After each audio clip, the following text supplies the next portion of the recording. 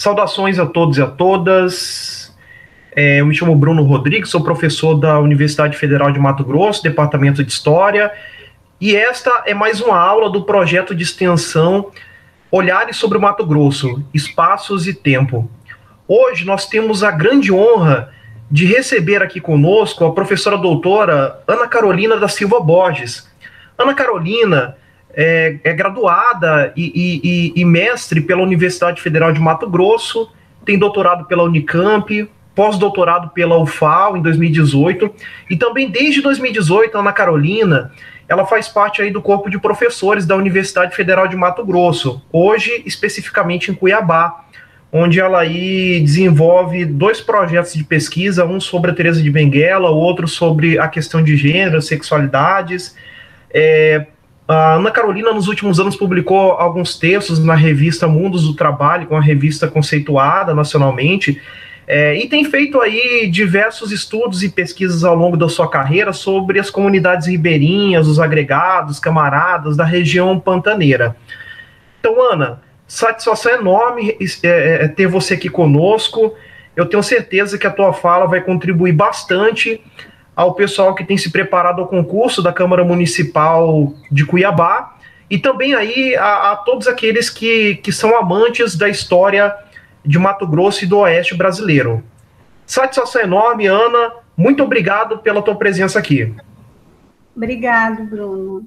Então, primeiramente, eu gostaria de agradecer pelo convite, dizer também que ao público que está em casa, já sinalizar aqui que a fala de hoje foi preparada com bastante carinho, levando em consideração não só o formato do público, que são as pessoas que vão, consequentemente, aí prestar concurso, mas, paralelo a isso, eu acho que esse tipo de material ele pode colaborar também, com os discentes, aí, os professores que trabalham aí na área de ensino de história, especialmente, os que têm aí uma necessidade de saber um pouco mais sobre a historiografia de Mato Grosso. Nesse sentido, já sinalizando que eu fiz um recorte na minha fala, hoje a gente vai saber um pouquinho mais, assim, a partir de algumas considerações gerais, de forma bem sucinta, mas é uma explanação que eu acho que dá um pouco de uma dimensão do que significa a formação de Mato Grosso. Obviamente que a ênfase que vai ser dada hoje vai ser essa formação agrária, e é importante a gente já mais ou menos conectar isso, porque quando a gente fala de formação agrária, a gente já fala de características específicas, assim, de Mato Grosso, sabendo que a gente vem aí desse universo do agronegócio, a gente vem aí desses projetos territoriais, a gente vem aí dessa tecnologia que hoje é tão injetada, sobretudo dos próprios representantes políticos, que a gente tem aí dentro da bancada ruralista e, consequentemente, de um estado que tem uma economia voltada aí para a agricultura, voltada para as fazendas de gado, voltada para o agronegócio, para alguns tipos de extração e minérios. Então, a gente vai falar um pouco disso hoje. Eu gostaria também de já deixar, assim, já adiantar que o meu recorte ele vai se deter muito nessa formação dessa população mato-grossense, com ênfase ao universo agrário, sem desvincular isso de uma caracterização, de uma particularidade, do que significa essa população mato-grossense, como que ela se constituiu e, sobretudo, como que ela tem alguns elementos ou alguns resquícios históricos que se desdobram até os dias de hoje. Então, acho que a temática ela é nova, ela é original, ela dá para pensar muitas coisas que vai para além de concursos ou que vai para além especificamente da sala de aula. Então, a minha fala ela vai ser considerações sobre a formação agrária de Mato Grosso, da colônia à Primeira República. Pode passar, Bruno.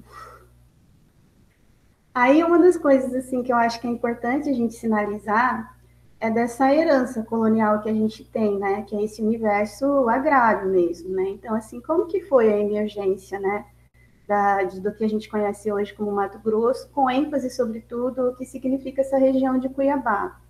Aí, isso é interessante a gente observar também. Então, eu vou pegar alguns contextos, algumas configurações que elas provieram aí especificamente da primeira metade do século XVIII, do período colonial, vou traçar algumas características da formação populacional para a gente, então, chegar na formação da Primeira República. O que é interessante a gente observar? A gente sabe, por exemplo, E quando a gente fala, por exemplo, de Mato Grosso, a gente fala do período colonial, da emergência dessa ocupação territorial daqui, é muito latente ainda essa perspectiva da importância dos bandeirantes, né? Ou seja, eram aqui a gente hoje pode dizer que eram rotas um tanto quanto conhecidas pelos bandeirantes, existiam algumas expedições que circulavam por essas regiões, e a própria formação de Cuiabá, ela provém desse universo, né? Então, mediante as expedições que foram propaladas ali no século XVIII, há de se destacar duas expedições que elas tiveram um cunho significativo e que foram automaticamente desenvolvidas ali no ano de 1718, tá? Eu estou me referindo especificamente à expedição que foi comandada por Antônio Pires de Campos, é um nome bastante recorrente na memória, né, dessa historiografia mais oficial. Ele era bandeirante, ele buscava ouro, conhecia bastante essa região de Cuiabá. O seu pai também era bandeirante, ele herdou esse cargo, conhecia algumas regiões interioranas do Brasil colonial.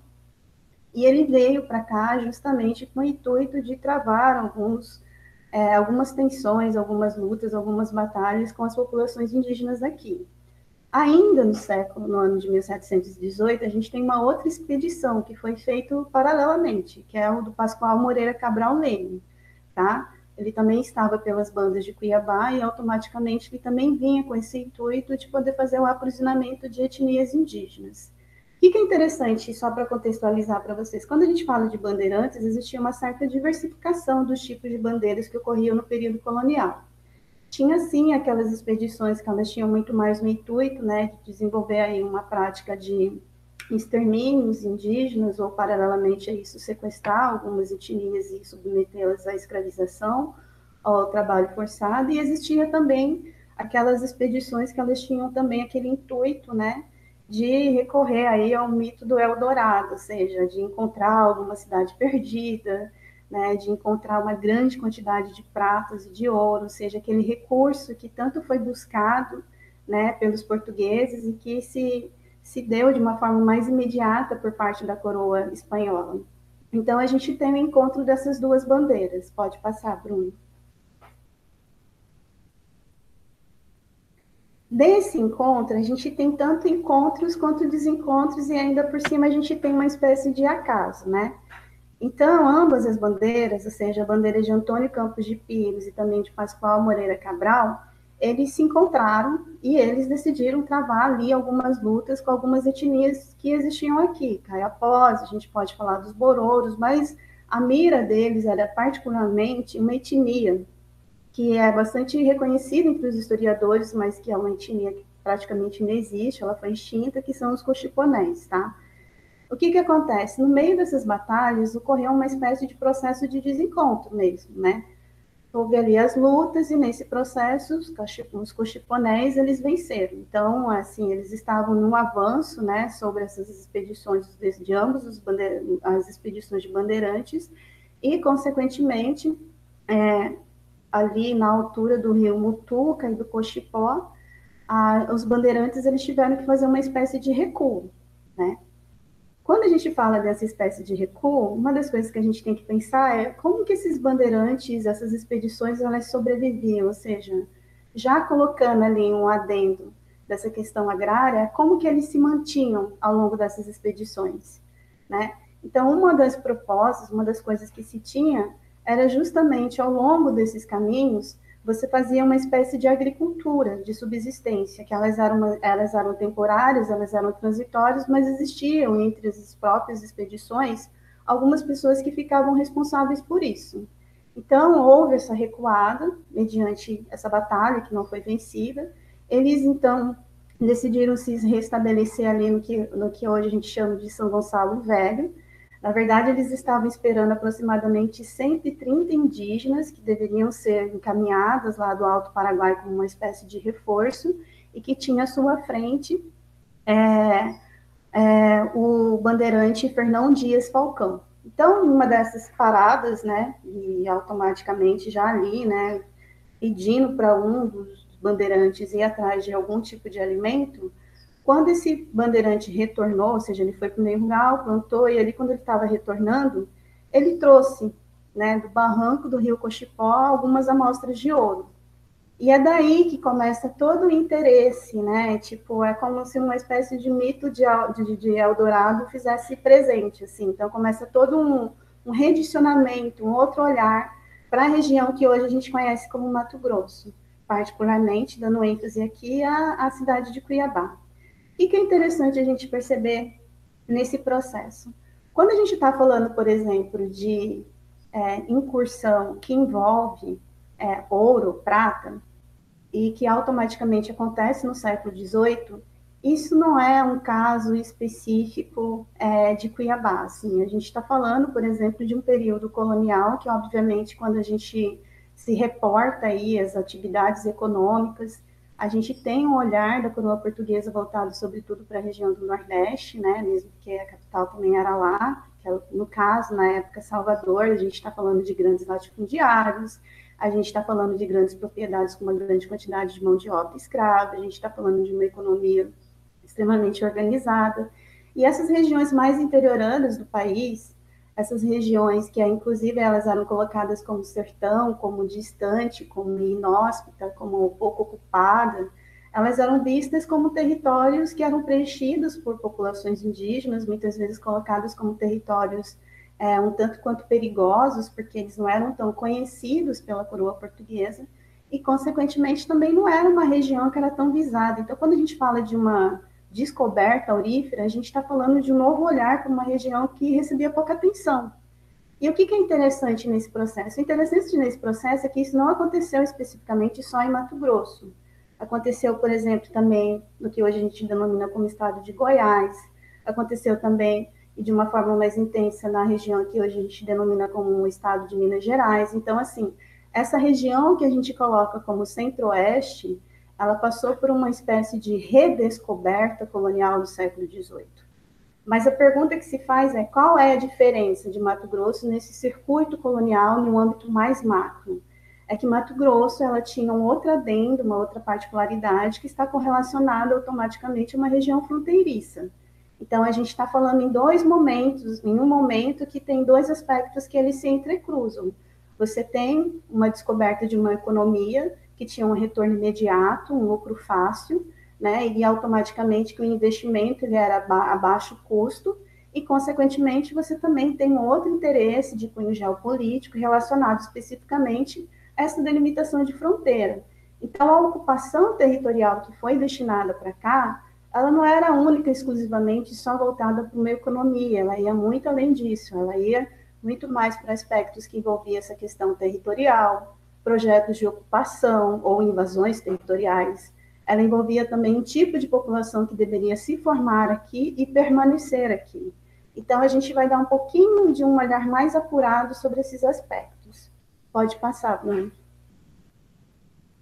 Aí tem algumas coisas, né, alguns contextos ainda relacionados a essa descoberta aurífera que vai configurar toda essa região daqui que a gente conhece como Mato Grosso, mas que na época fazia parte da capitania de São Paulo, que é algumas questões de cunho de uma dominação da coroa portuguesa, de um redimensionamento territorial sobre essas áreas.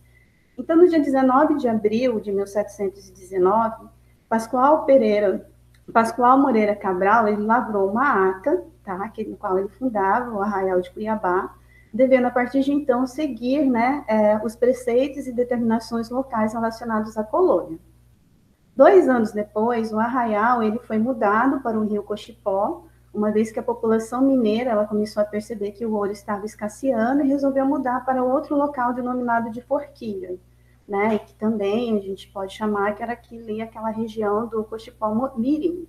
E ali eles levantaram um novo acampamento, eles ergueram outra capela, eles deram continuidade aos trabalhos de mineração. O que é importante a gente sinalizar nesse processo de ocupação territorial? Que o início de uma ocupação que se deu aqui na região que hoje a gente denomina de Cuiabá, ela não se centrou particularmente na região que hoje é mais valorizada, ou seja, nessa parte central de Cuiabá. E sim, ela fez nas bordas, nas franjas, sobretudo em uma região mais acima, que entrecruza ali, né, com o início ali do que hoje a gente conhece como Chapada dos Guimarães, e eram, sobretudo, um vínculo, né, que estava atrelado à água, mas, sobretudo, o rio Cochipó.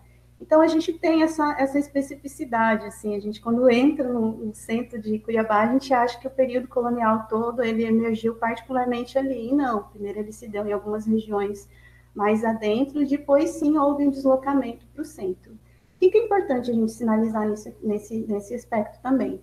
Quando a gente fala de uma política territorial que envolve mineração, a gente está falando de um tipo de recurso que ele pode se esgotar e que, consequentemente, a população, uma parte dela, não precisa ser ela toda, ela completa, ela também é transitória. Ela vai onde tiver o ouro, onde tiver a prata, enfim, onde tiver os recursos que essas pessoas estão tentando ali explorar. Uma vez que se esgota isso, eles vão procurar outros lugares no qual esses recursos eles estejam ali de uma forma mais farta, não esteja ainda nesse âmbito da saturação. Pode passar, Bruno.